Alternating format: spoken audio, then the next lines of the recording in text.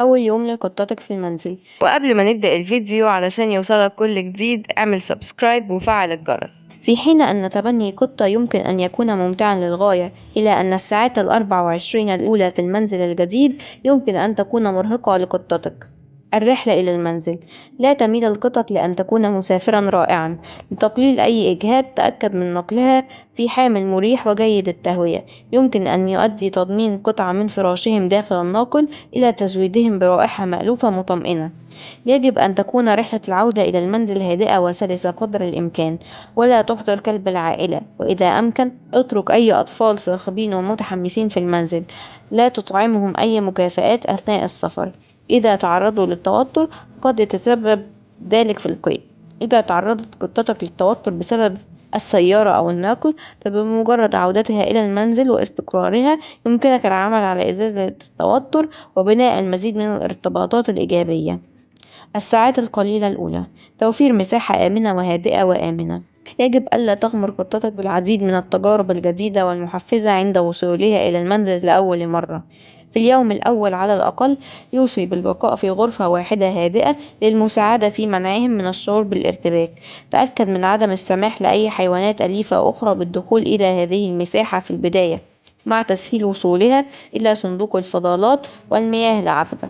يجب أن تكون الغرفة هادئة ودافئة. يجب أن تكون قطتك قادرة على الاختباء إذا رغبوا في ذلك. إذا لم يكن هناك سريرا أو أريكة للاختباء تحتها أو خلفها، فيمكنك إنشاء مساحة للاختباء بصندوق مغطى.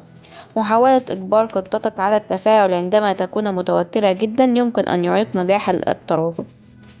بعد ساعات قليلة. التعريف بالطعام. من الأفضل تقديم الطعام بعد قضاء قطتك بضع ساعات على الأقل في منزلها الجديد. إذا أخذوا الطعام في البداية ولكنهم قلقون قد يتسبب ذلك في القيء أو زيادة فرص اضطراب المعدة. قد لا تأكل قطتك الجديدة في اليوم الأول أو اليومين إذا كانت متوترة للغاية. ما لم يستمروا في رفض الطعام بعد ذلك فلا داعي للقلق الشديد بشأنهم. بعد نصف يوم. مقدمات حذرة للعائلة الأوسع.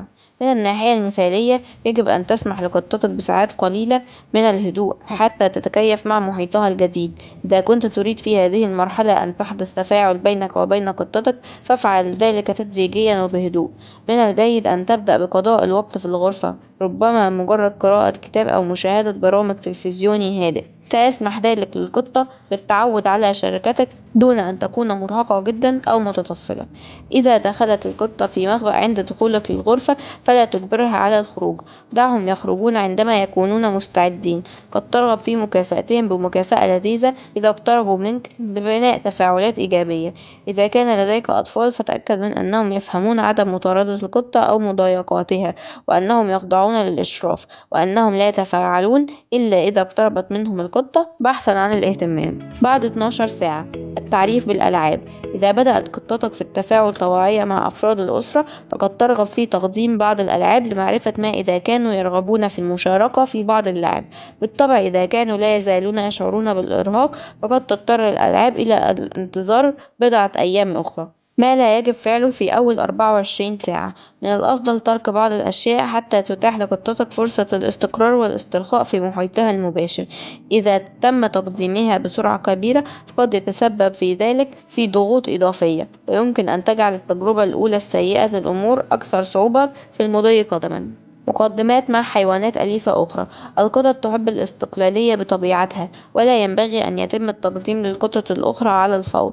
فقد يستغرق الأمر أحيانا أسابيع أو شهور حتى تتكامل القطط التي تتشارك المنزل بشكل كامل. في الأيام الأولى من الأفضل إبقائهم منفصلين قبل أن تبدأ المقدمات التدريجية. يجب أن يكون التعارف مع الكلاب تدريجيا، وستكون الاجتماعات الأولى أكثر قابلية للإدارة. إذا كان كلبك مقيدا تأكد من أن قطتك لديها طريق هروب سهل إذا كانت غير مرتاحة. إذا كان لديك حيوانات أليفة أصغر حجما يجب الحفاظ عليها آمنة ومأمونة. قد تضطر إلى التفكير فيما إذا كان مسموحا لقطتك بالوصول إلى الغرفة التي توجد بها، نظرا لأن الطيور والقوارض فريسة طبيعية لقطتك، فقد يتسبب في ذلك في الإفراط في الإثارة، وأيضا تكون مصدرا للضغط على حيوانك الأليف الصغير عندما تكون القطة موجودا. السماح لقطتك بالخارج. إذا كنت تخطط للسماح لقطتك بالخارج فلا تفعل ذلك في أول 24 ساعة. يزيد الضغط والارتباك الناجم عن البيئة الجديدة في فرص ضياع لقطتك أو إصابتها أو هروبها. ينصح عادة بالانتظار أسبوعين على الأقل قبل البدء في تقديم العالم الأوسع، وقد يستغرق ذلك وقتا أطول اعتمادا على مدى ثقة قطتك واستقرارها. تأكد من عدم ترك البوابات المؤدية للخارج مفتوحة عندما تكون قطتك في مكان قريب لتجنب أي هروب عرضي. لو عجبك الفيديو اعمل لايك وكومنت وشير لحد يهمه الأمر.